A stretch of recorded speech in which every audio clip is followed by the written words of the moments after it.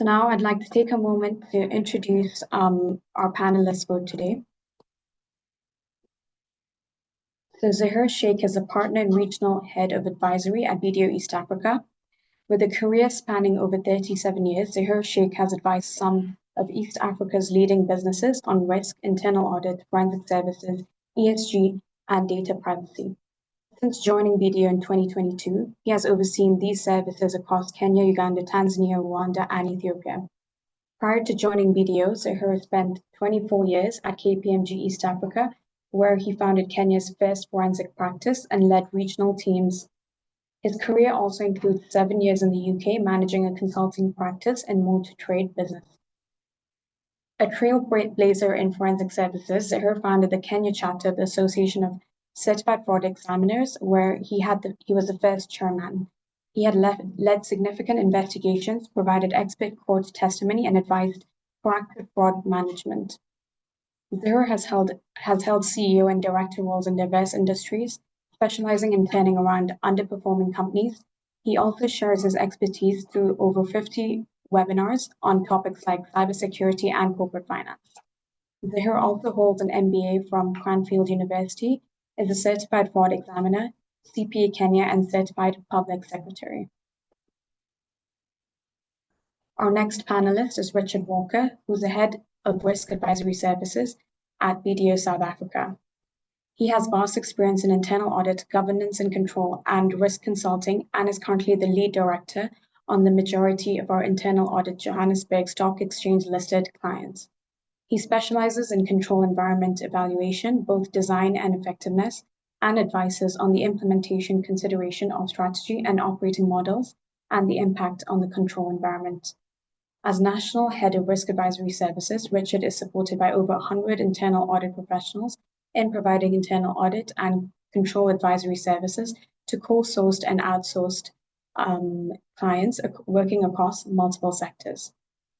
These sectors include financial services, property and construction, manufacturing, retail, mining, tertiary education, and public sector, including donor funding. Richard is also a member of the Global Risk Advisory Service Marketing Committee. Thanks for joining us today. Our next presenter is Kobe van Antwerpen. She is the head of Public Sector Advisory at BDO South Africa. She is a seasoned expert in public sector and specializes in supply chain management, risk management, governance, financial management, asset management, and internal controls. Kobe has implemented a number of turnaround strategies during her tenure as Chief Financial Officer at a government department, as well as a consultant since joining BDO in 2013. She also played a pivotal role in initial processes relating to the GIDMS, spearheaded by National Treasury and the Department of Public Service and Administration. Kobe's passion is to serve the public sector and not-for-profit sector, continued as trusted advisor and internal auditor. Audits and consulting related to infrastructure and related supply chain management processes is one of her key interests. Kobe brings an in-depth understanding of the complexities of the public sector and the unique challenges facing the various stakeholders and roles played in this sector. This includes, but are not limited to, supply chain management, infrastructure, and legislative controls in the environment. As the head of public sector advisory, Kobe supports the subdivisions of advisory with complex regulatory issues when projects are implemented in the sector. As staff partner, Kobe has driven the development of training in BDO RAS locally through driving CIA certification as key qualification within the RAS team that consists of more than 80 people. Kobe serves as a member of the BDO Transformation Committee, which drives equity and transformation in the firm, and is the interim chairperson of the Social Ethics and Ethics Committee of the firm. Thanks for joining us. And lastly, I'd like to introduce Joseph Manzanje, who's the Manager of Risk Advisory and Internal Audit at BDO East Africa, Kenya. He has over 7 years of experience in industries such as NGO, FMCG, logistics, manufacturing, and financial services. He specializes in managing high-level internal audit, forensics investigations, and developing risk management frameworks. Prior to joining BDO, he worked with RSM East Africa and ESL Group. And now I'd like to hand it over to Zahir Sheikh to introduce BDO East Africa.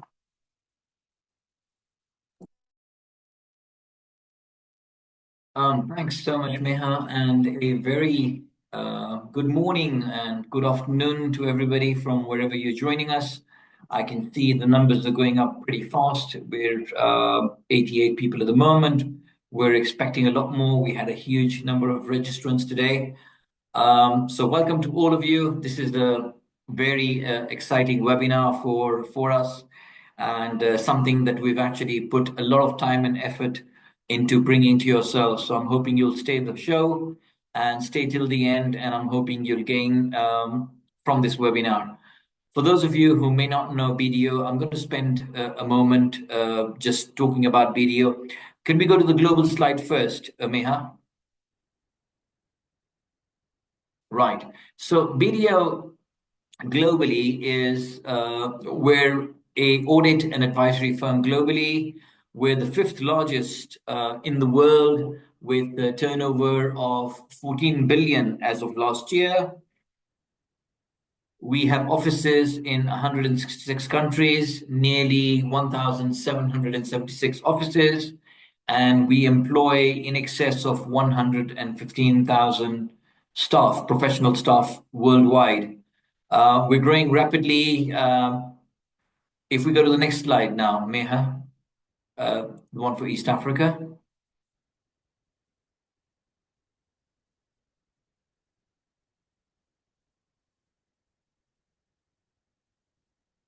Thank you.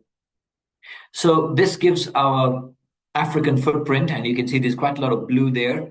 The slide hasn't been updated for this year. We've actually acquired a number of other offices. So I'll talk a little bit about that as well. So just to tell you about the East African practice, and then my colleague Richard will tell you about their activities in South Africa, because that's BDO has a huge presence there as well.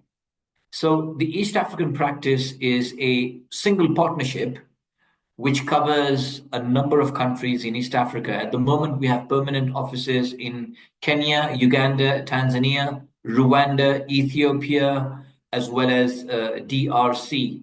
And as of early next year, we're opening offices in Southern Sudan, in Somalia, and also in Burundi. So that's going to be 9 countries altogether. We have one single partnership, which means we're using the same systems, whether it's accounting systems, management systems, reporting systems, performance systems. So we have the same stats from Power BI and so on and so forth. What this means for our clients is we can work seamlessly as a service provider across countries. And this is really important. Our turnaround times are pretty good. Our training is standardized across the countries, and at the same time, we offer specialized training to suit the specifics for each country. We have standards that adhere to the global BDO standards, and we're seeing very good growth in Africa at the moment. So that's a little bit about BDO. Next slide, please. Just talk a little bit about our services. So most of you know BDO as a audit practice. We also have a large tax practice where we provide both compliance services as well as advisory services. And we have recently had a number of engagements on the dispute advisory side within tax in Kenya and a number of East African countries now. The ADR process, the alternative dispute resolution process, has become very popular with our clients, and they're able to, number one, get issues resolved in a much faster manner. And in fact, the revenue authority, let's say for example in Kenya, has had a nearly 55 to 60% success rate in terms of resolving cases through this process. So the success rate is pretty high, and I would encourage all of our clients who've had tax issues, have had large tax assessments that have been disputed, to speak with our tax experts and gain from their insights. I look after the advisory division in East Africa, and primarily my focus is internal audit and risk, which is what we're talking about at the moment. But I also look after corporate recovery and business turnaround. We have a very large deals advisory team providing corporate finance, transaction advisory, valuation services. In fact, BDO globally is the largest player in terms of the number of transactions. I'm not talking about dollar terms, but I'm talking about number of transactions. We're actually the largest. We have the highest number of transactions every year in deals advisory space. And what this says about our people is that our clients trust our people, because you only want to do a deal with somebody who's going to see you across the finish line.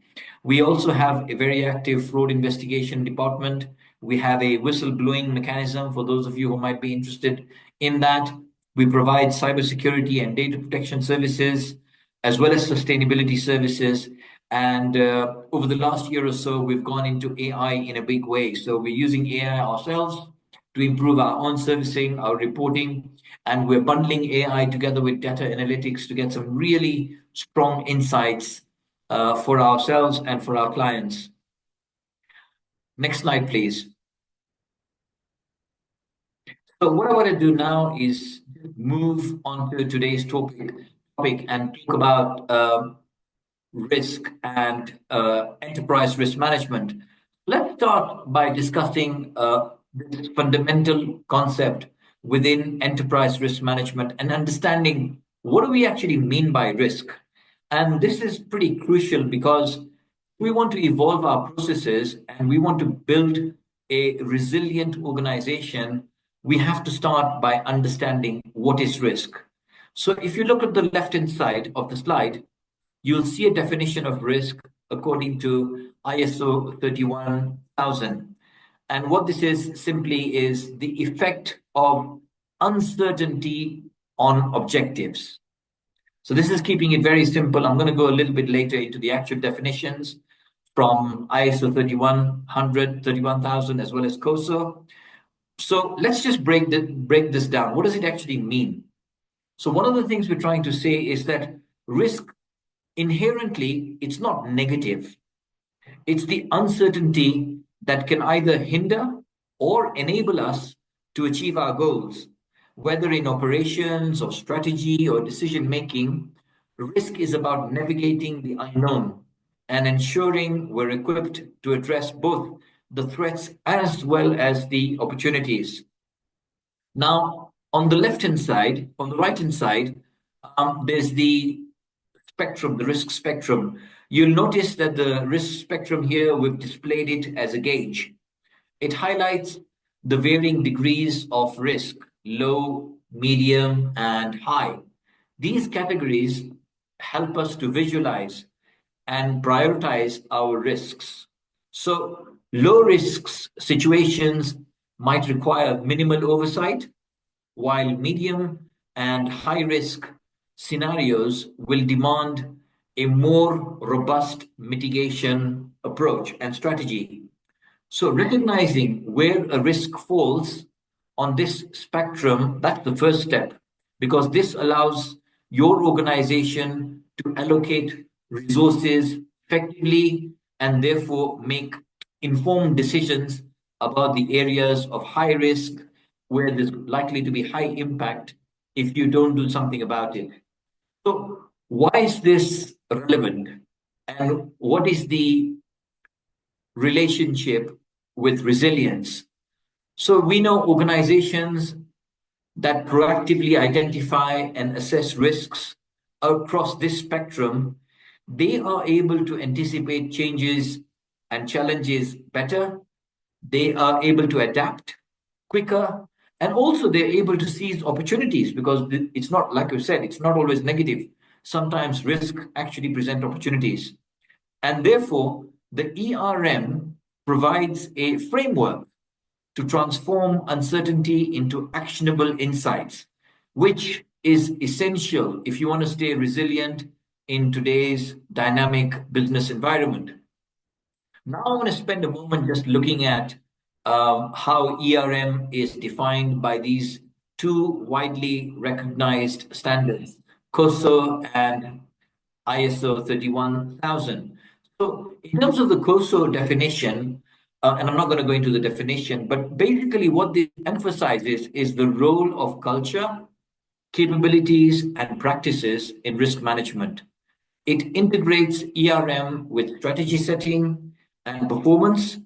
The focus here is on creating preserving and realizing value. In essence, COSO highlights how ERM aligns risk management directly with your organization goals and with creating value for your stakeholders. Now turning to ISO 31000, this standard defines ERM as a systematic process of identifying, assessing, and managing risks in a coordinated and integrated manner. So ISO 31000 focuses on the process itself, ensuring that risks are approached holistically and not in silos, which is critical for consistency and also effectiveness across the organization. Next slide, Meha. So now we can talk about what exactly is ERM. So we've understood the concept of risk. Let's look at the ERM framework. So we start off with the key elements. Now, if you look at the center of this framework, you'll notice the term culture. This is foundational because a strong risk culture ensures that everyone, every individual, from your leaders all the way to your employees, each person understands their role in identifying as well as managing risks. So, a positive risk culture supports decision making as well as encouraging transparency. Let's now turn to explain the framework itself and the surrounding elements around the framework. And I just want to go through them briefly. So, coverage. This ensures that we have identified all potential risks, our business strategy, as well as operations. And I think the key to emphasize here is, risk starts right at the highest level. When you're talking about business strategy, you're talking about a vision, mission, and your overall goals. That's where you start, and then you cascade downwards. Risk appetite. This defines how much risk the organization is willing to take, and you were seeking a balance between opportunity and caution. And then we move on to governance and policies. These help us to oversee and guide risk-taking activities. It's all about ensuring accountability. Next, we move to risk data and infrastructure. So here you want to have the right information as well as the right tools in place because this is critical if you want to manage risk effectively. Next is measurement and evaluation. This involves determining the size and the scope of risks so that you are able to prioritize which risks you want to deal with given your available resources. Next is control evaluation. Here we ask the question, how well do you manage your risks? This is where we assess the effectiveness of our controls and whether they're actually working to mitigate the risks as and when they arise. And then finally, response. This addresses how we act to mitigate or take advantage of risks. What are we actually doing about the risks identified?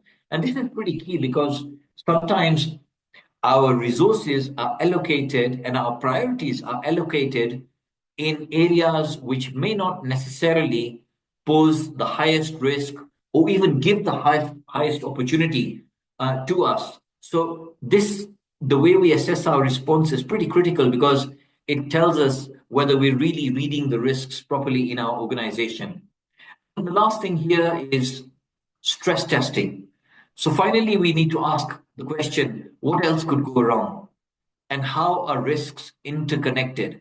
And there's a number of stress testings that you can do, scenario plannings and so on and so forth that you can do to be better prepared for unexpected challenges in the various areas. So how does CRM then drive resilience? I mean, together, these elements, they allow us to create a comprehensive framework. And by embedding ERM and this framework into the organization, you now can start making informed decisions, you have the ability to adapt quickly, changes, and thereby you're achieving long-term sustainabilities. So ERM is not just a process, it's actually a strategic enabler for resilience. And what I want to do now is to hand over to my colleague, Richard Walker. As Meha said, he's a director and he's the head of risk advisory services at BDO East Africa. Thank you so much, Richard, for joining us. So I'm going to ask Richard to tell you a little bit more about the BDO practice in South Africa, and then he can deep dive into what we can do to create a more resilient organization. Over to you, Richard. Thanks, Aya. Good afternoon, everybody, and I certainly hope you're looking forward to the discussion that's going to happen. Myself and Kobe are very, very happy to be here to talk about risk, one of our favorite subjects, and it is one of our favorite subjects, and hopefully you'll be excited about it and even think of risk as you go to bed tonight, or wake up in the morning and think about risk as such. So one thing we said we would just quickly touch on is South Africa. Jay's did quite a good job on presenting the global firm.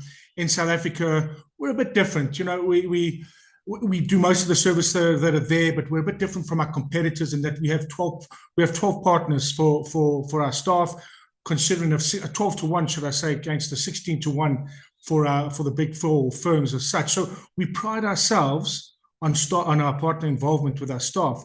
We pride ourselves that we can impart our knowledge with our staff, our first year, second years, and everything. And I think that's what our biggest winning point is we try and elevate our people to the top. But just to go through SN as such, we've got 141 partners and directors. We're in 7 offices throughout the country, from Joburg to Cape Town to PE to Durban and so forth and so forth. We've got about 2,200 staff members. Forget about the level of BE, but we are a level BE1 South African firm. I spoke about the global revenue. I think so I had spoken about it as such. And I do think, guys, I'll come back to it. In today's presentation, both Kobe and I are partners with the firm, but we want to impart our knowledge and our thoughts on what risk is and what we believe risk is into the future as such. Yeah, that was quick and short. Will you move on to the main slide as such?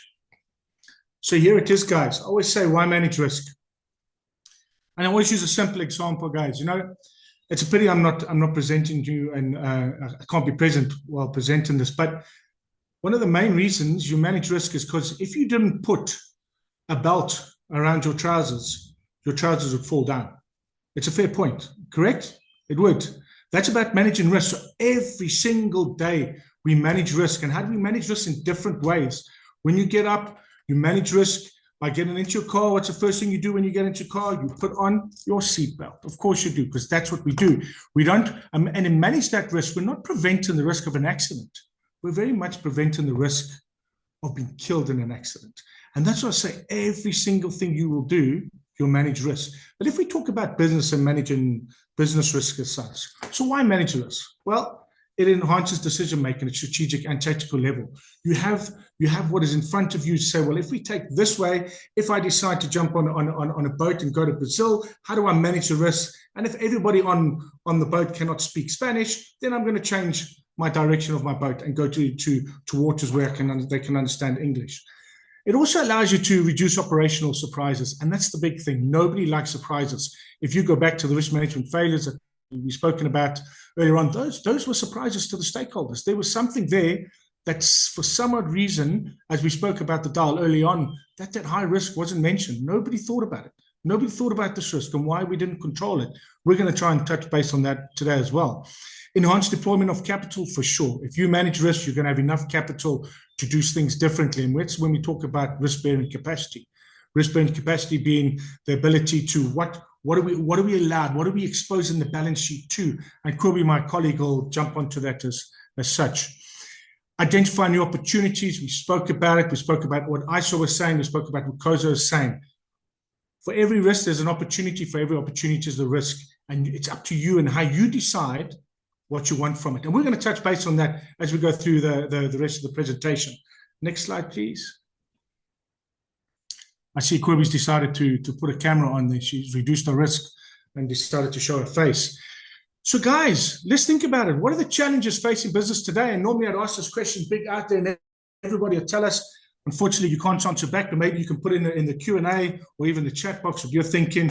Right now, we're facing unprecedented times. Geopolitical risks, the war that's happening in Ukraine, you've got the Middle East, what's happening there. We've got supply chain risks. Things are unprecedented. Just to stay afloat, we need to be competitive. Just to stay afloat, guys. That's not even without even thinking about profit you're going to make or profit you're not going to make. Just to stay afloat, you need a competitive advantage. We're facing increased customer demands. Customers are demanding a hell of a lot more. A hell of a lot more. They want things. We spoke about another presentation we did. We spoke about the fact that, you know, with COVID and the pandemic and everything, that all of a sudden people stopped going to shopping centers. Shopping centers were very much seen as a community center. The community center being where you could go and shop, you could watch a movie, you could go out for dinner, you could go and play, you know, TV games, as I would call them. I don't know what kids call them now, arcades, I think it is, and so forth and so forth. So those were there. Then all of a sudden the pandemic hit and everybody realized, well, hang on, I can get stuff delivered to my house.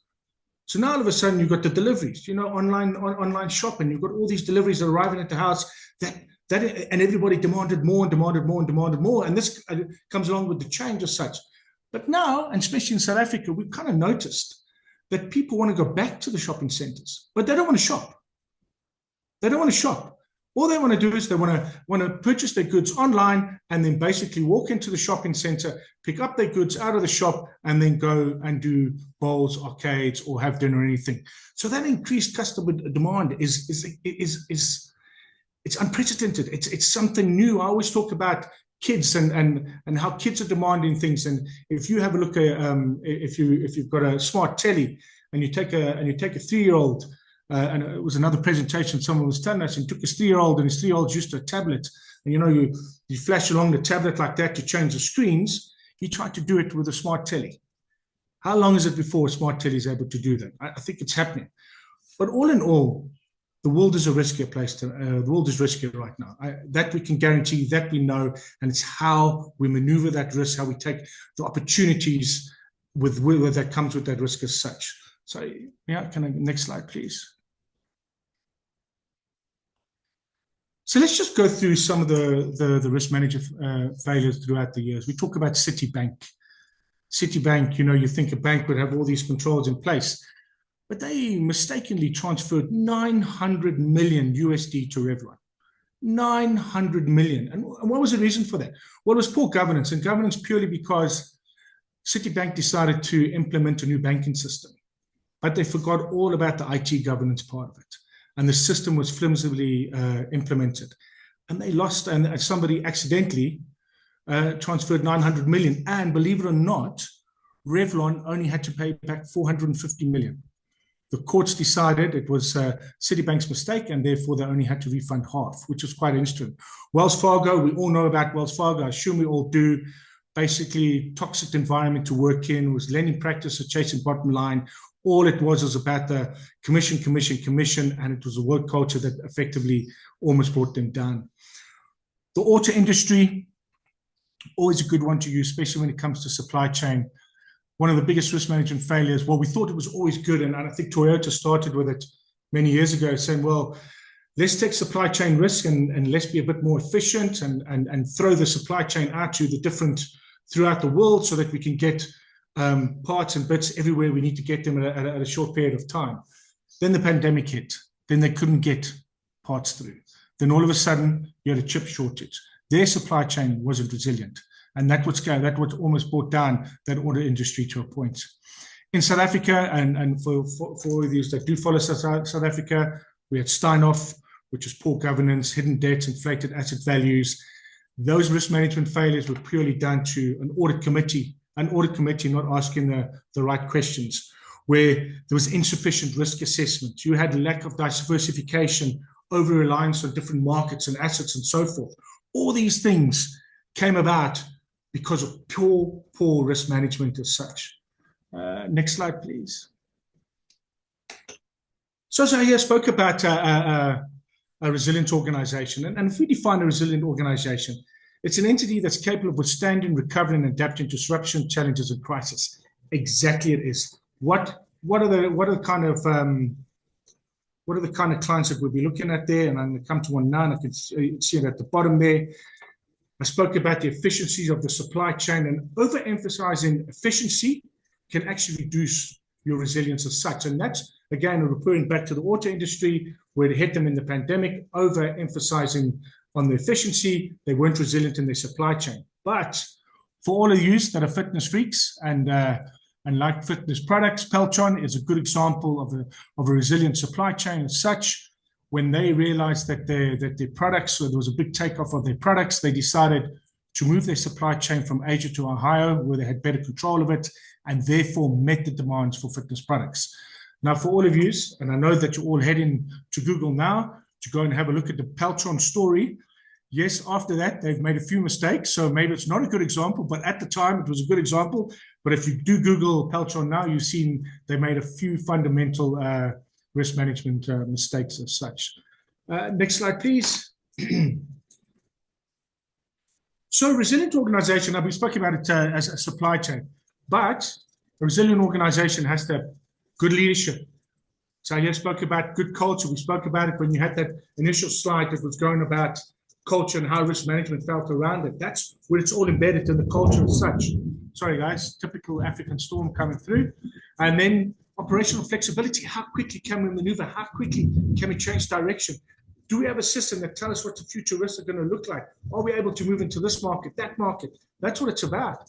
Of course, you've got to have cyber and data protection. We all know that, and resilient organizations will have that. I don't want to deep dive into cyber and data protection because I think we're killing it quite a bit. Even from boards now are moving away from cyber and saying we should be controlling cyber. You know, it's not when, it's not if, it's when it's going to hit, guys. At the end of the day, we all know that now. But maybe boards are moving towards AI and trying to understand how AI can play a role in their organization, which we'll touch on a wee bit later as well.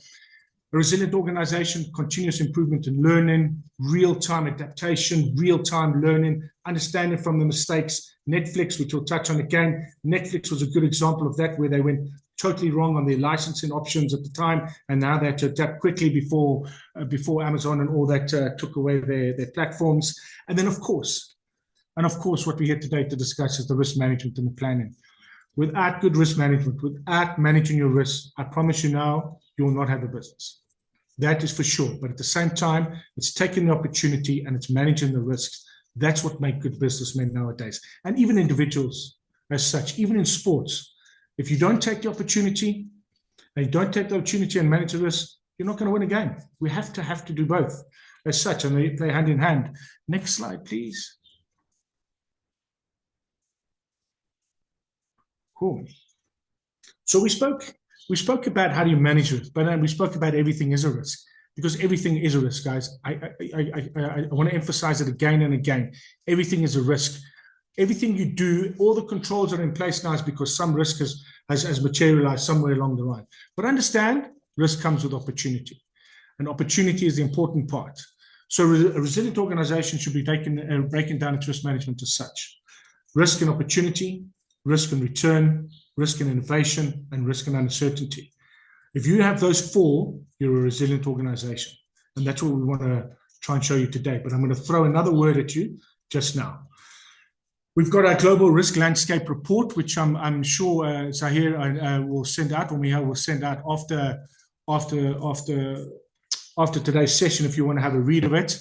A global risk landscape report talks to many CEOs and CFOs throughout the world and asks them about their opinion on risk. And one of the things I did say, organizations must seek opportunity and risk amid a time of persistent disruption. And 84% of business leaders say the global risk landscape is more defined by crisis than any time in recent memory. That is a fact, guys. And we must just remember, if we can send it out, Mia, to the participants on the call as such. Next slide, please, Mia. Right, balancing opportunity and risk. Believe it or not, we all view risk as a negative concept or a downside. There's no upside. Well, there is an upside to a point. You know, an upside risk, if I quickly stop here and I talk about an upside risk. So if I lent Kirby 100 Rand, if I lent her 100 Rand, do I have an upside or do I have a downside? right? Now, you'd be saying, well, it's a downside because she might not pay me my 100 Rand back. It's correct. Correct. So there's no upside to me lending or borrowing Kobe 100 Rand. But the upside would be if I flipped it and says, well, Kobe, for the 100 Rand I'm lending you, I expect 150 Rand back.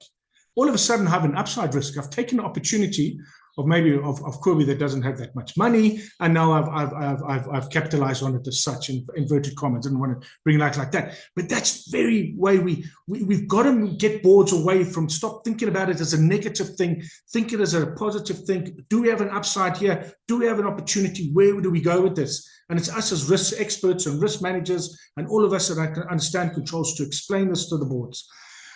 Going forward, managing risk is an integral part of generating shareholder value. Very, very much so. If you can show shareholder value, you're going to get to the top. And you're only going to get to the top by taking opportunities and risk at the same time. The need for greater transparency about company risk, 100%. I firmly believe it. And especially when we talk about the ESG risk that's coming out now and what the banking want, it's very important.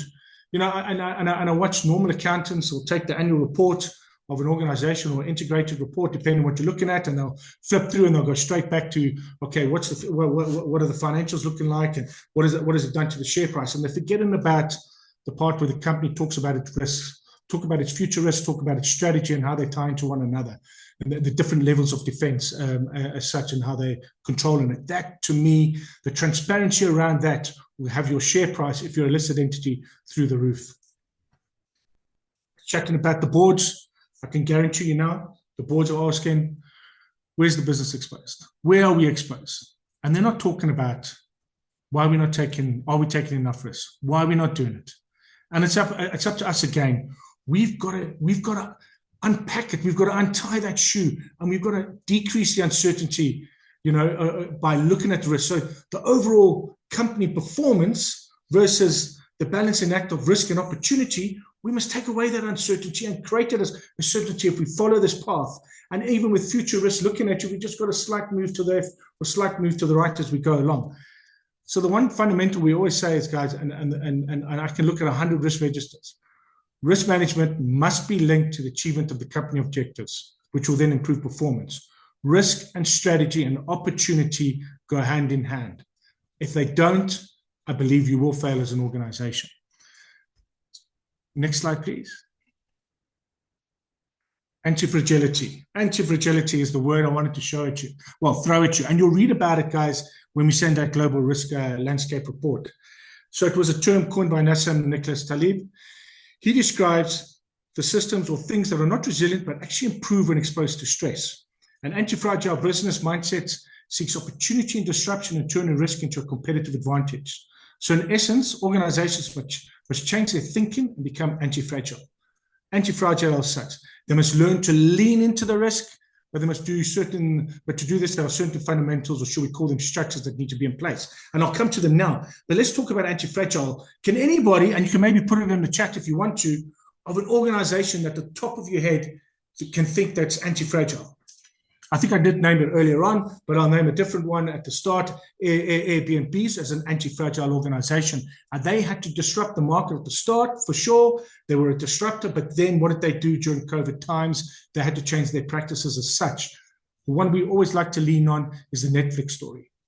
Netflix as such is an anti-fragile organization. Netflix saw the competitors coming along, your Hulu, your Amazon, I'm trying to figure the other ones they have, and they had to kind of think, so if they're coming on board, what do we do how do we do things differently? So they changed their content. They started looking at different content. They created their own content, Netflix. But more importantly, what Netflix did was create machine learning and AI to understand what is expected, what will my consumer want when they turn on Netflix. And you can start seeing it now. All of a sudden, you'll like this show, you'll like this show, and all of a sudden it'll come up and say, but they came into their own content. Would you believe that, like House of Cards, which is a favorite show of mine, is an original Netflix content?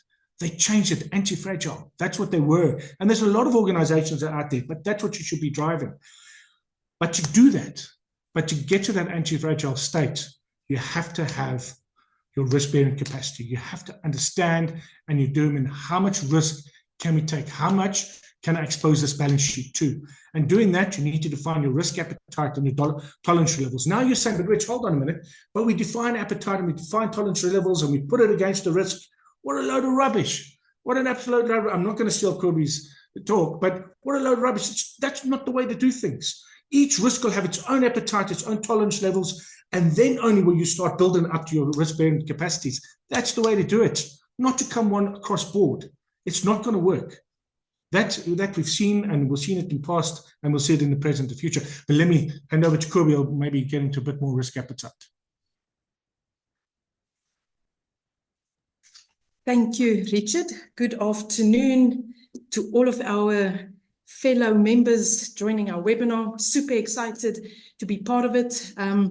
And I think if we listen to what Zahir and Richard said, risk management is such a vibrant place to be within managing our daily lifestyle, to really know what are we targeting and what not. And I love this quote of Muhammad Ali, where he said, who is not courageous enough to take risks will accomplish nothing in life. And I want to go back to the Netflix example, but a different one that happened more than a week ago. By show of hands, if it's at all possible, showing us a yellow wave, who tried or attempted to watch the Mike Tyson and Jake Paul fight? It might not come through immediately, but if you go to Google, you will see that more than 108 people or connections tried to access the Netflix server. Netflix risked everything, so they were courageous enough to take the risk to have the biggest ever live stream fight aired across the globe, but their systems and servers were incapable of handling the surge of everyone attempting to log on to the fight. If you were in South Africa, you woke up at around 3 o'clock to watch all the pre-fights, perfect signal.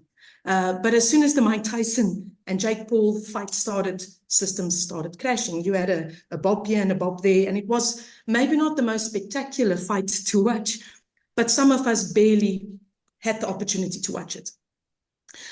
So they've accomplished something as an entity again, but did they do sufficient risk analysis on the capabilities of their servers? And if we can then go to the next slide.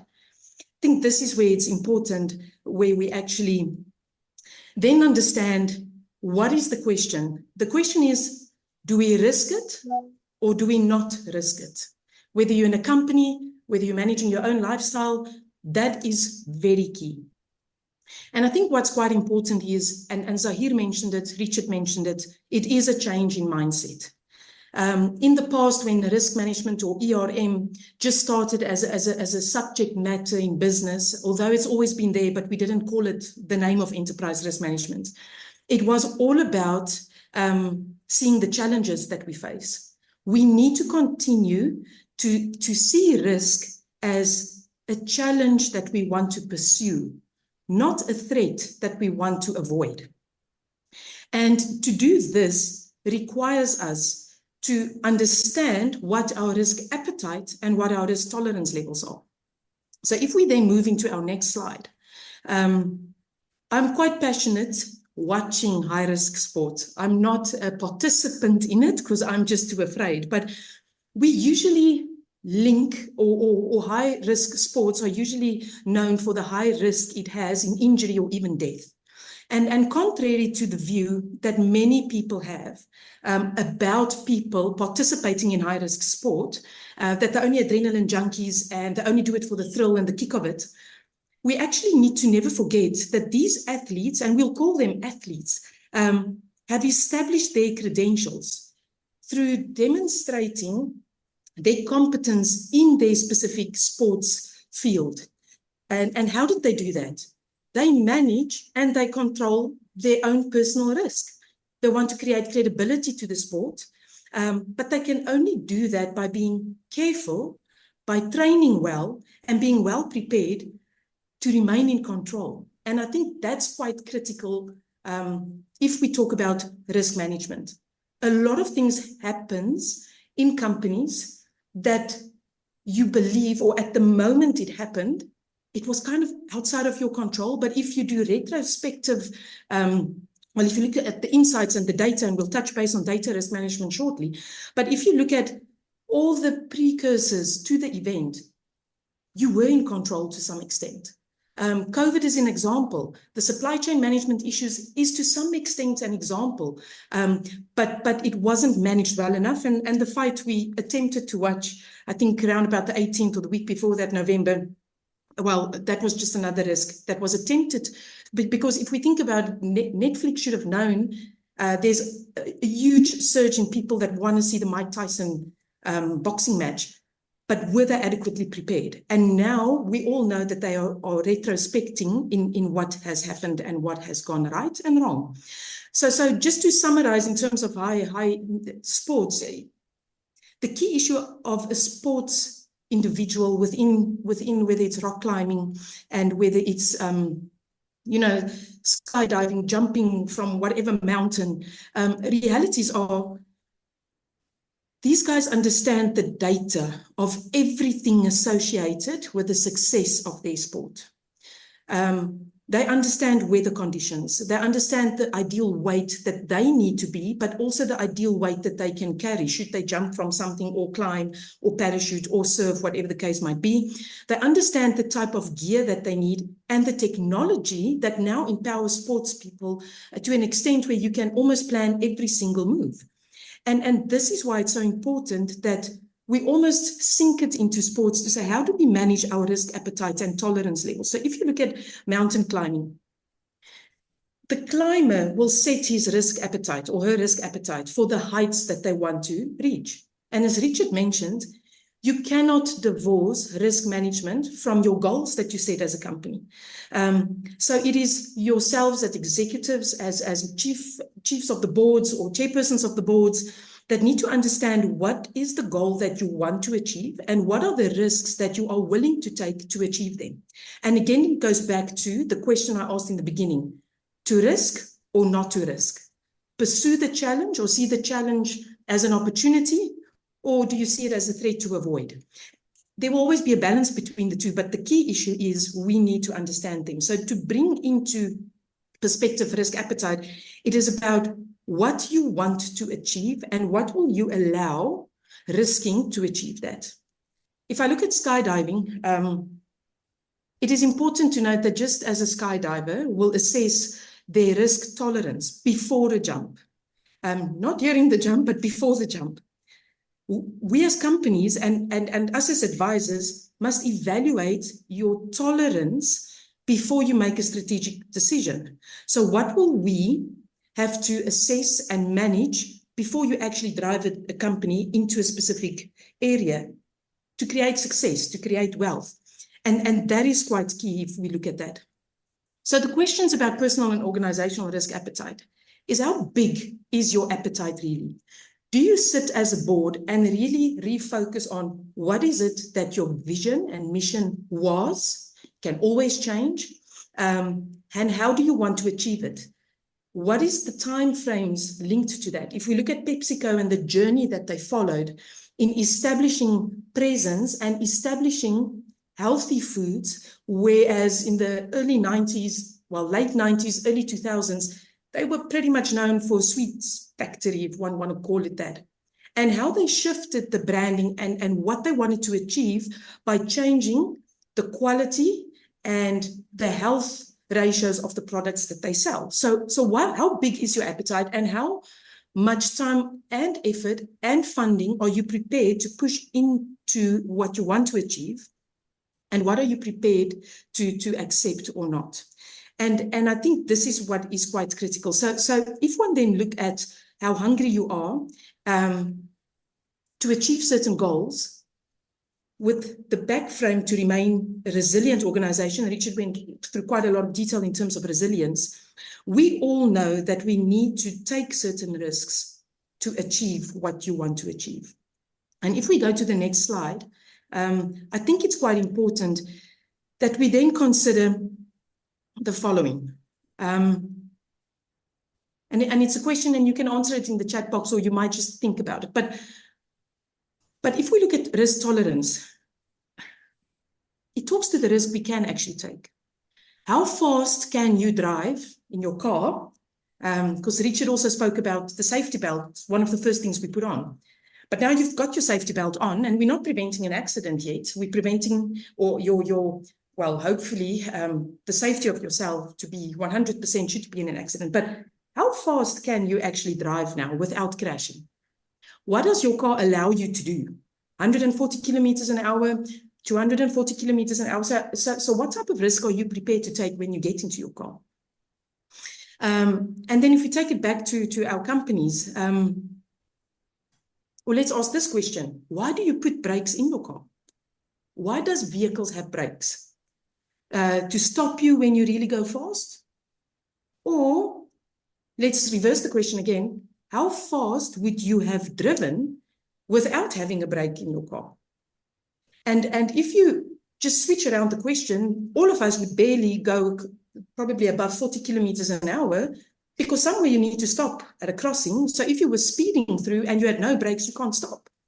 So the important question about brakes is always, what limits can you push driving your car, knowing you are safe, you've got your safety belt on, but without risking safety of others? And this is why we need to understand the importance of our risk tolerance levels. And these 6 points, guys, are quite important. Ultimately, we want to align it. So its strategic alignment is critical. Richard mentioned it. Zahir mentioned it. So your risk appetite helps you to align, if I go to a bit of a definition, but to align the level of risk you will take to achieve your strategic goals. So it ensures that you don't take more risk than you can handle as a firm or as a company or as an individual. But you would still want to achieve your objective. So not taking more risk to jeopardize your objectives. And that's quite key. If we look at your tolerance, also aligned to your strategic alignment, it provides you with boundaries that you can operate in safely. So those are the day-to-day operations with an acceptable risk level that you will use to make you sustainable in the long term. Just quickly on decision-making, what is quite critical is that one uses the information that you have to ensure that there's clarity on decisions that you make. You need to understand what your risk appetite and tolerance levels are to have clarity across the organization ultimately, because that creates buy-in, but that the decisions you are making and prioritization that you implement is key. So tolerance and appetite levels then talk to decision-making. Risk awareness, not going to go into detail of that, but ultimately through understanding your appetite and your tolerance levels, and that's how you create capacity or your bearing capacity, it allows you to communicate to staff, to the broader team, and to train employees and everyone else involved in risk decisions to understand the impact of decisions made. Monitoring, reporting critically or critical. Zahir referred to the matrices that is developed, and Richard referred to the early warning that applied. And Netflix there was a good example of understanding what the competition is and switching a business model to achieve more in comparison with their competitors. I think risk can never operate without regulatory control. And that's one of the key issues that we will always live through. It needs to be clear, it needs to be transparent, and it needs to help you to achieve what you need to. And then my last point in terms of why risk tolerance is so important and your appetite is so important is your risk-bearing capacity. Understanding your risk, appetite, and tolerance will help you to assess what your capacity is. And what this refers to is how much risk will you have to take, or how much risk do you not want to take to look at changing your strategy. And that is critical. So your risk-bearing capacity is the question that any board and any executive management team is faced with when we sit down and say, when do we need to change our strategy? AI is critical. I think generative AI has showed us how life can change. In the early 2000s, I hope I'm right, we had the internet that boomed. When I started working, we still had the fax machine with a line that made some noises, and then you connect it to the global web. Now it's instantaneous. Access to whatever sites we need. We spoke about global earlier. There's a lot that, not global, Google. When Google came to the fore, it's this massive dictionary that you have at the grasp of your hands, news, all of that. And now there's generative AI. And from a risk management perspective, it's understanding how do we now make decisions with the information that we have available. Is the information able to show us what could happen in the future? Richard discussed again, and it seems like we're picking on Netflix, but the ability to understand what you like on the TV show and to show you not only those, but to generate content that you would appreciate was massive. And still is. And now we're facing it in the audit industry. There's certain procedures that you can automate purely because it's so routine. And how do we then balance risk management and risk-bearing capacity with artificial intelligence's role in improving our decision-making and our operational efficiency? So, Rich, I don't know if you want to come in there. I believe, it is about how we manage data to make organizations successful or to steer away from what we need to do as companies. No, agreed, Kobe, and that's exactly, what everybody's got to be looking at. We spoke about data risk, and you've got to make sure where you draw on the data from and the type of AI that you're looking on. Sorry, I see there's something popped up here in front of me, so I have to take it away. But you're quite right, Kobe. When we look at AI and we look at the data and we go back and we look and we look and we look, what is it? You as a family, I can tell you now, you as a family, most of you will be data-driven families. I can guarantee you now. And I'll give you one example is that if you decide, when you decide to go to work, when you get into your car, besides obviously, preventing yourself from going through the window screen by putting your seatbelt on, you start the car, and then the next thing you do is you go to Google Maps. Go to Google Maps and you type into Google Maps or what's the other one that's out there now? I forget the other one that's out there now. Waze, sorry, Kobe, Waze as such. And you're able, that AI Waze is able to tell you where the traffic is at a certain point in time, where the police is, if there's a holdup, how long it's going to take you to get to work. That's what the AI is telling you. That they're saying, guys, if you want to get to work in 30 minutes, take this route. If you want to get to work in 50 minutes, take that route. If you want to take the scenic route, take that route. And that's all dependent on you as such. But like I said earlier on, it depends where that data and that AI is pulling its data from. And we had a discussion the other week in the Joburg office, and one of the cleverer people in the office, our IT guys, says up at Rich, one thing you must do when you choose Waze, always choose the second route. Or never choose the first route, which will be the fastest route. Always check always choose the second route. And I'm like, why would I do that when I want to get there quicker? I don't want to stand all day in a car. But he says, because Richard, remember, AI is not this distinguishing, and for all of you that know South Africa, there's a lot of taxis and the taxis move about quickly. AI can't distinguish between a car and a taxi. So therefore, it's picking up everything. It's picking up to say, well, cars are moving quickly down here, but it's not realizing that taxis aren't stopping at a traffic light. They're going through, they're riding on the wrong side of the road, and so forth and so forth. So the AI can't distinguish. So that where that AI gets its information and its data for it, you still need to filter just that wee bit to understand, as you would do with Waze. And now I've started going the second fastest route, and I'm getting to work in time. But as such, because if you do go the first route, and you kind of realize that if you do go that first route, all of a sudden the time starts changing, and it's getting longer and longer and longer because you're not able to skip the traffic light. You're not able to drive on the wrong side. You're not able to go into the yellow lane as such. So that's you've got to be very careful. But let's just go, as Kobe was saying, so it's data to me drives everything with the risk management. And I do believe, and Joseph's going to touch on it later on about the future risk manager. Data has to drive everything. The biggest advantage of data, it improved decision making. You can exactly what we're saying about getting into your car. It's going to tell you how quickly you can get to work. Increased efficiency, the number of people that you might use. And I always go past, if I'm able to now use data to determine rental prices in a property organization over the next 3 years, I'm able to predict what my valuations of my properties are. And do away with valuators as such. Right now, we're still very manual, but that's the future. That's what's going to happen.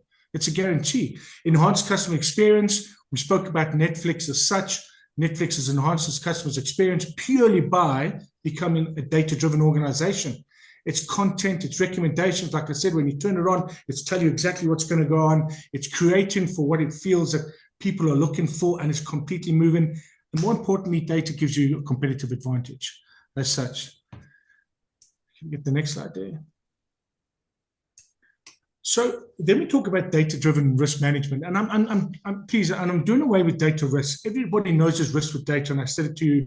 Where's the data coming from? What are the risks? Is it filtered and so forth and cleansed? And I'm not going into that. And do we have a data IT governance and a data management? I don't want to talk. I want to talk about what data does to risk management. That's what I want to talk about. And the biggest thing is, it allows us, with data, we're able to actually start looking into the future to determine what risks we're facing. We're able to start looking at it and say, well, based on what the data is telling us, is that in 3 months' time, we're going to run out of cash. And that's a silly example to use. But in 3 months' time, we're going to run out of cash. What are we going to do?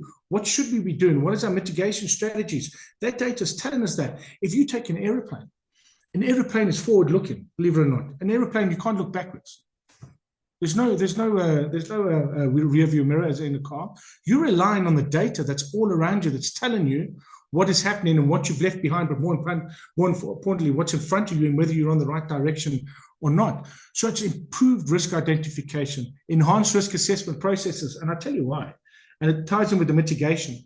Imagine, and for you that have been to a risk assessment workshop, and you go to the risk assessment and say, okay, well, I think our biggest risk is cash flow. And say, okay, well, how do we control cash flow? Oh, no, we collect our debt quicker. We've got better data processes.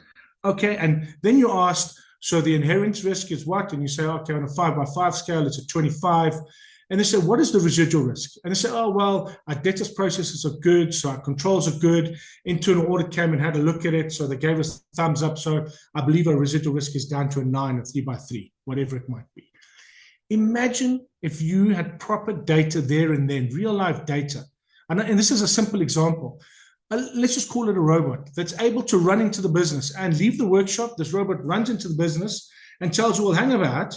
Our debtors are sitting at 120 days and not 60 days as they should be. Therefore, our residual risk should be 12. Our residual risk then our ability to define what residual risk would be and calculate is taken away from a human element and subjective and very much given to a robot that's going to tell us. AI is going to tell us what your residual risk would be. That's the future. That's where we believe it's going.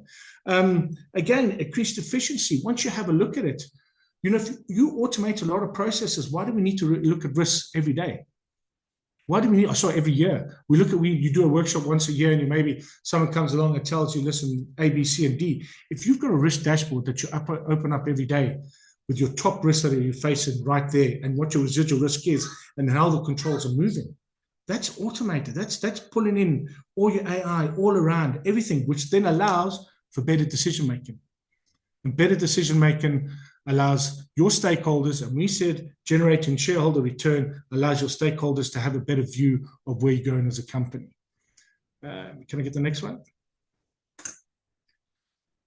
We spoke about AI and Kobe touched on it, and we can always say AI can predict the future risks along with the data as such.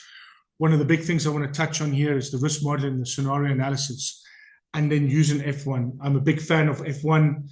Massive Hamilton fan for my sins.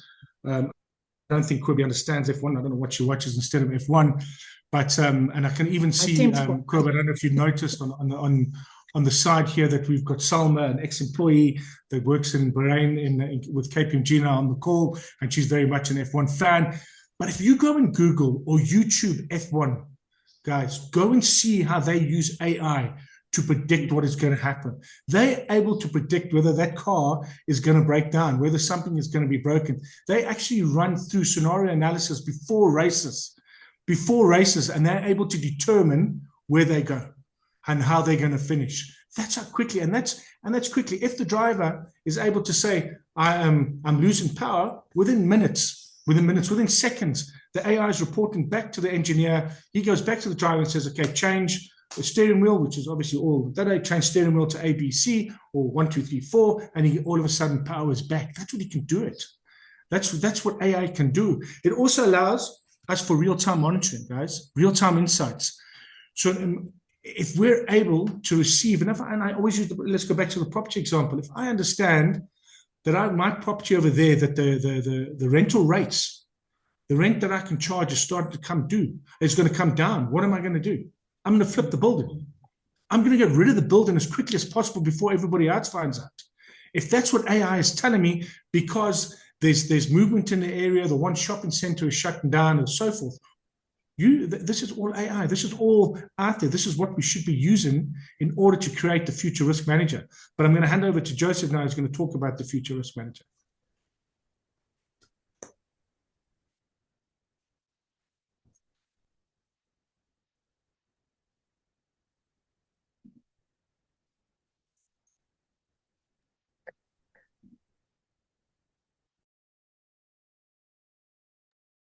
As we're filling in the poll, it's an honor to share the stage with Zahir, Richard, as well as Kobe, and I'm so glad and delighted to be in this webinar.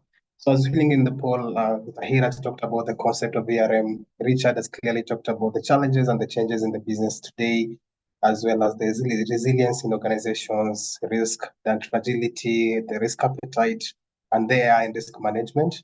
So on all these concepts and all these changes in the landscape, where does the future risk manager stand? So I want us, after this poll, I want us to look at where does the future risk manager stand in all these changes, especially as the landscape of the risk management continues to evolve. So too will the role of the risk manager.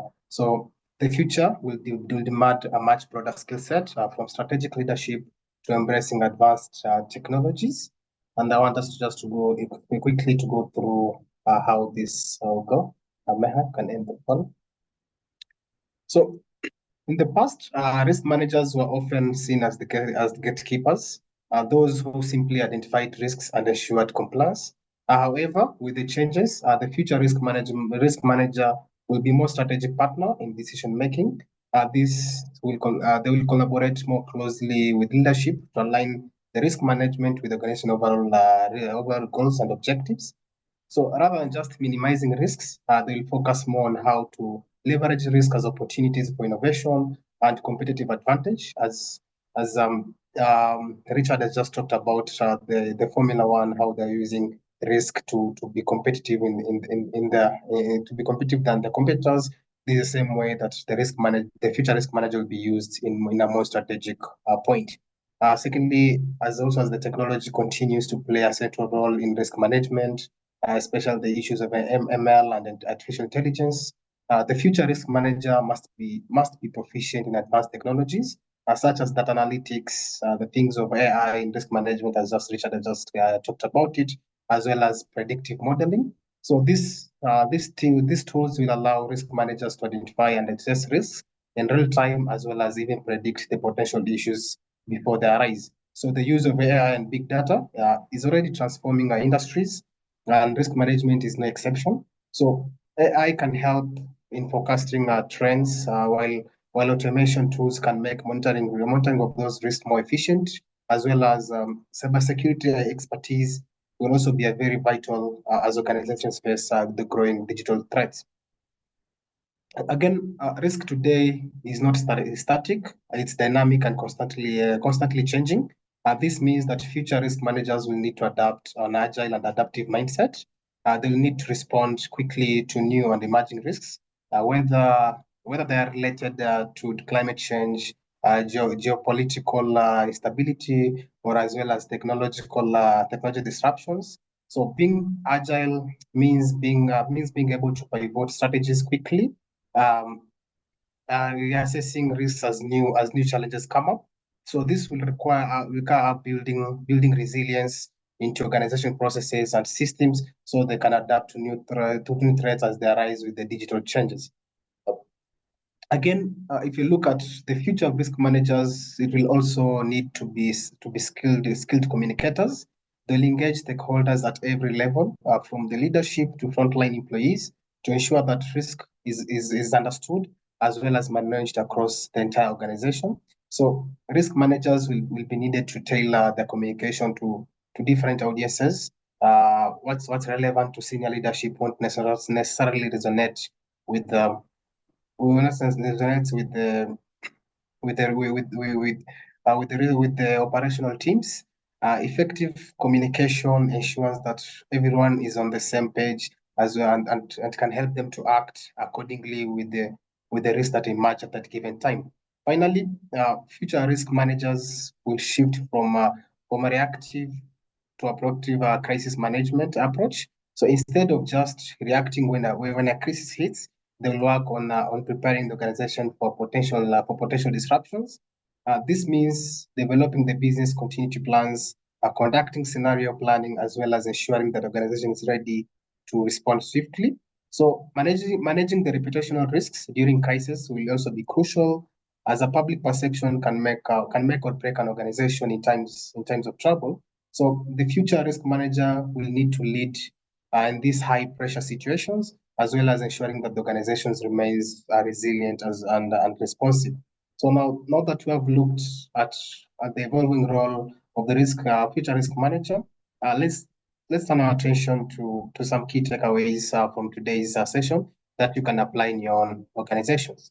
So, Richard and Kobe have talked about the risk as both a challenge and opportunity. So we need to remember that risk is not just a challenge, it is also an opportunity. So effective risk management is about finding a balance between minimizing potential losses as well as maximizing opportunities for growth, innovation, and competitive advantage. Zahira talked about ERM framework being essential to building organizational resilience. This structured, systematic approach ensures that the risk management is aligned with your strategic objectives. It also helps your organization to proactively identify risks, communicate them clearly, as well as monitor them continuously to support better decision making. Richard talked about resilience through leadership and culture, where he said that resilience starts at the top with the leadership.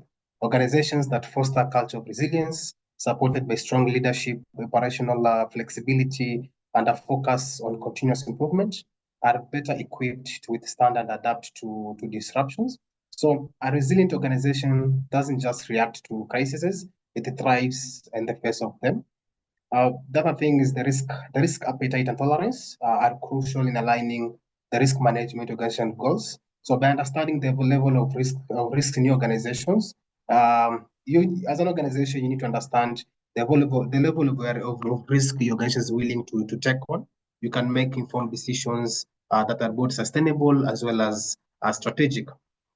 Then Richard has also talked about data management in risk. So in today's environment, becoming a data-driven organization is essential. Leveraging data analytics, it can allow you to identify risks more effectively, improve efficiency, as well as gain a competitive edge. So this shift towards data-driven decision making will be key in managing risk in the future. And finally, we talked about embracing technology and innovation will also be fundamental to future success in most organizations. So advanced tools such as AI and predictive analysis will allow organizations to model risk effectively, as well as respond to changes in real time and turn disruptions into strategic opportunities. So these key takeaways highlight how evolving your approach to risk management and resilience can help your organization navigate your future uncertainties. I hope you found today's session insightful and practical. Now I'd like to hand it over to Meha to facilitate the Q&A. Thank you. Meha, back to you.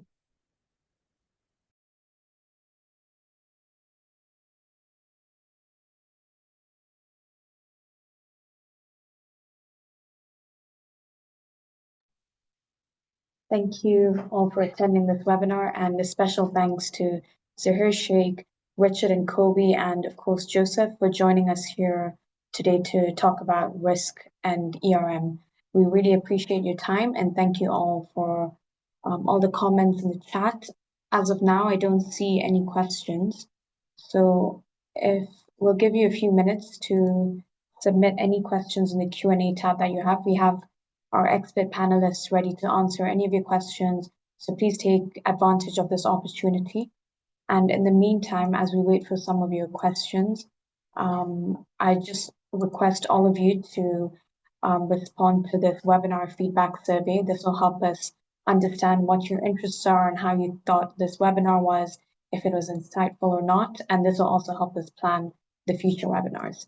So please take some time to respond to this, and also please ask any questions you have in the Q&A tab. I see we have one question. Thank you, Godfrey, for your question. He asks, what are the key institutional and policy suggestions for embracing risk management? If Kobe, Richard, or Zahir, any of you would like to take this question?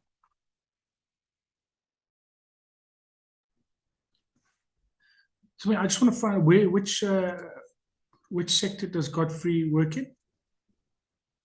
Godfrey, which sector do you work in?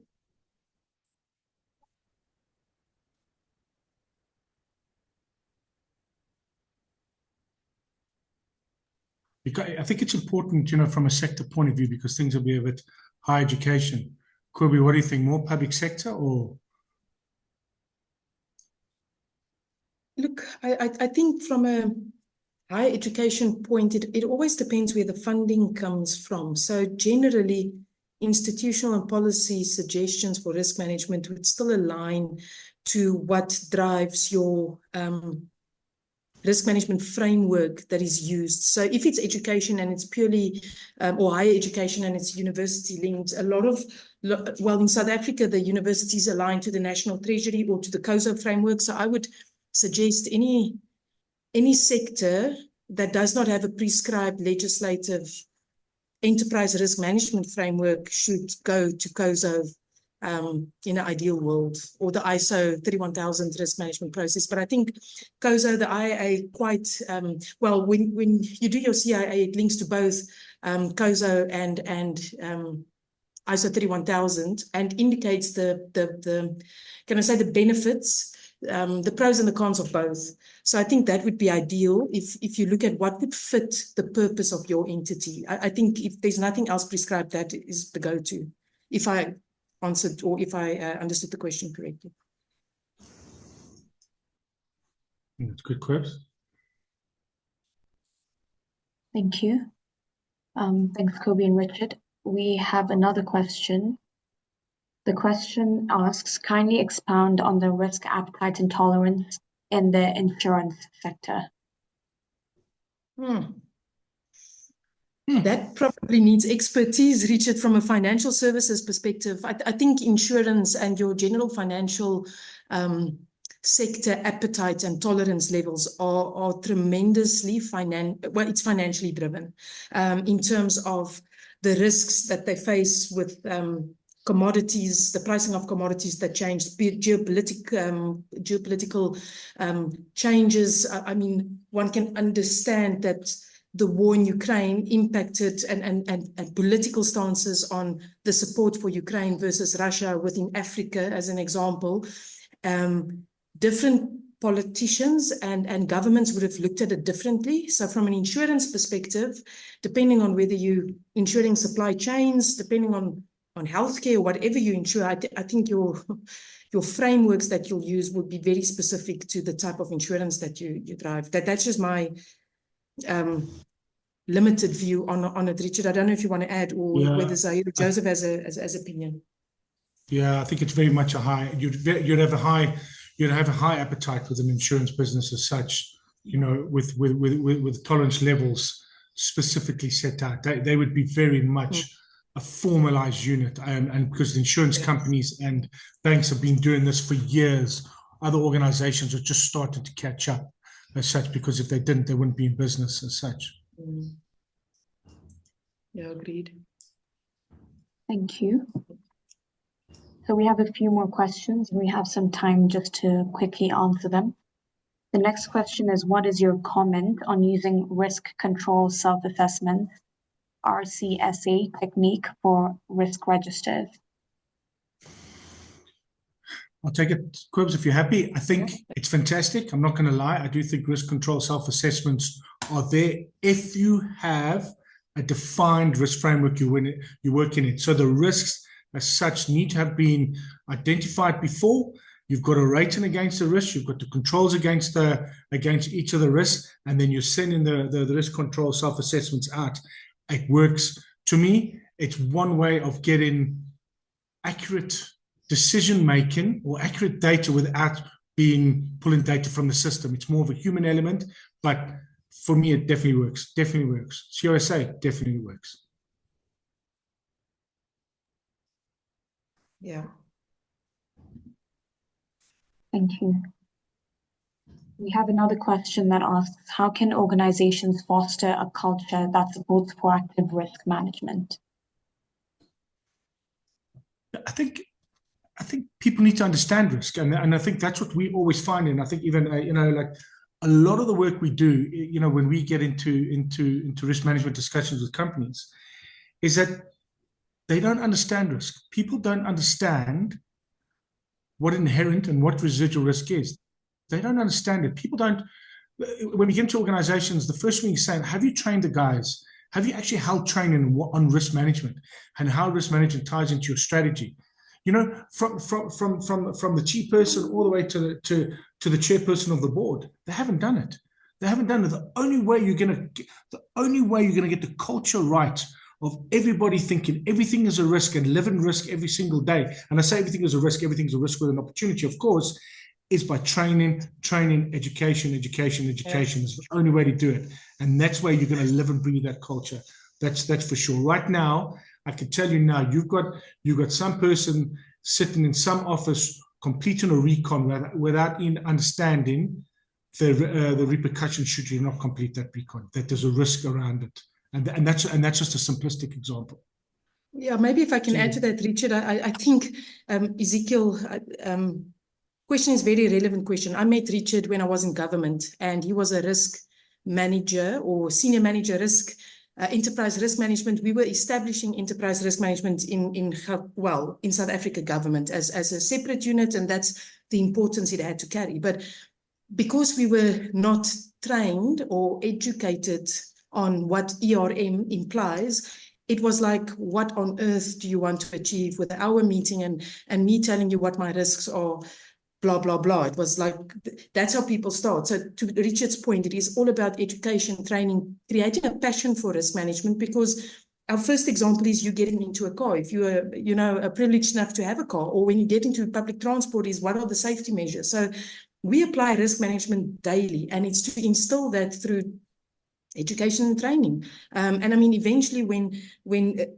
Richard then left as a consultant trying to assist us, we actually understood what risk management needs to achieve. We brought it down, and there is resistance, I think, on risk management, because it seems like an annual thing and it's a slip, but the amount of value you can get out of it, to your point, if it's proactive, then it's awesome. So it's almost trying to sell risk management a bit more, but in a positive manner. It's like forensics and internal audit. People, are either petrified of internal auditors because some of them turn forensic specialists.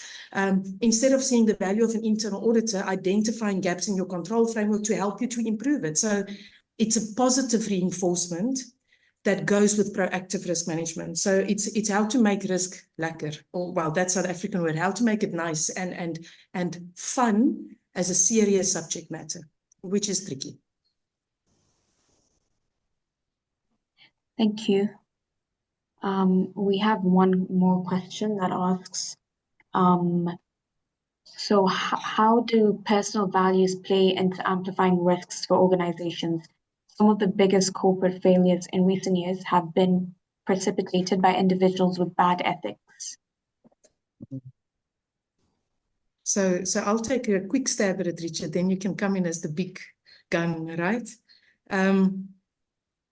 Ethics, I mean, being part of the ethics committee of our firm, it's always that question and answer, because something that is an ethical matter to one person might be the norm to another. So gifts in Africa, we understand that gifting is part of our cultures. In Africa, it is part of what we do. We say thank you by gifting. When you sit in a government department or at a bank and a gift is a bribe, very big difference in ethics. And the giving and the accepting is where the problem lies. So I think the key issue around ethics is to establish ethical values for the company that you work within. And then it's also linked to education and training. I think some of the biggest corporate failures that we will still see in the future, because the data already tells us that of the past, is going to be ethical failures. If we look at geopolitical influences and decisions taken on who's president, who's not president, in some of your biggest and smallest governments, it's just sometimes beyond what one can comprehend. But that's how it is. So there's never an easy answer to a question where it talks about personal values. And I think from a corporate perspective, that's where one creates corporate values and have those discussions, and training. Training is key. I think you did well there. And at the end of the day, ethics is each individual's choice. Even within an organization, you can sign up to ethical values as such. But then you're saying when it comes to the corporate failures that these individuals have got away from it and got away with it, and you're saying, well, somewhere along the line, risk management has failed. Somewhere along the line, a risk has materialized and the system didn't pick it up. And to use a simple example, Henry, and a very simplistic example, if you join a firm today, they run background checks on you, they do credit checks on you, they do everything in order to get, well, in order for you to pass to become an employee. Once you become an employee, they forget about that. So in other words, my credit check when I joined this company might have come out fantastic, but then things might have gone a bit funny in my life, and I've now turned to bad ways like gambling. And in order to feed that gambling habit, I need cash, and then I start spending my own cash, and then there's not enough cash, and I start spending the company's cash. Nobody runs a credit check on their own employees every year. That's a risk management failure. That's not, you should have identified that employees do not always stay in the same stature that they are. And that's a major risk failure. Small example, but very pertinent. Okay. Thank you so much, Richard and Kobe, for this very insightful conversation and discussion. And thank you all for your questions. If any of the panelists would like to say a few words before we end, please go ahead. And if not, everyone else, please take some time to fill in the webinar feedback survey and follow our LinkedIn page, BDO East Africa, for any more updates on our webinars. We have one on data analytics next week, and hope to see you all there. Thanks once again, Richard and Kobe, if you'd like to say anything. And thanks, everyone. I think from my side, guys, is that you don't come to these webinars to kind of just get the basics. It's about you going back and living and breathing risk. It's about you embracing risk management within your organization or even within your personal life. Because like we say, everything you do is about risk. Every decision you make, you will look at the risk and you'll make a decision what to do. And that's what you need to take back. Embrace it, be passionate about it if you're a risk manager or if you're an internal auditor, or even if you're a chairperson of the board. Make sure risk is on the agenda of every meeting you attend. Then you'll see the culture will change. But thank you, Mia. Thank you so much. Yeah, thanks, Richard. Just from my end, and thank you for the opportunity, Mia and Zahir, to join you and the team. Living and breathing risk, I mean, ultimately elevates, and that's what we believe in, is elevating people, elevating business, elevating society, and through managing risk, that's exactly what you'll do. So we hope you did enjoy it with the insights. It's always nice to have these type of discussions about real life events and not just the risk assessment with the rating scales and getting to the 25 inherent residual risk ratings thereafter. For us, it is about having the passion for it and using that to skydive literally into the world that you live in corporately and making work what you need to work, whether it's corporate, government, that doesn't matter. It is about the passion. and flying as high as you can in the parameters that you have set. So thank you very much. I just want to say a big thanks to Richard and to Kobe for joining us today and for sharing your insights with us. I think this is well appreciated, and all of the participants have thoroughly enjoyed your being actively involved in today's webinar. So thank you guys. Thank you very much. Hopefully we can get you back on future webinars as well.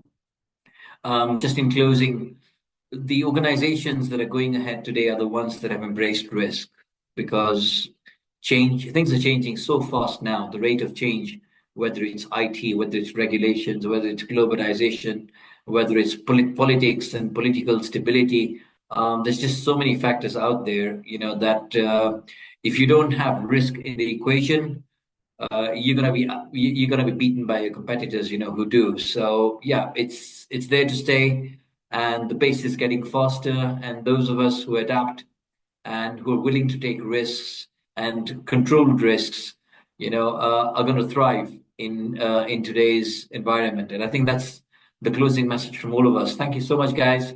And I'm just going to hand back to Meha now.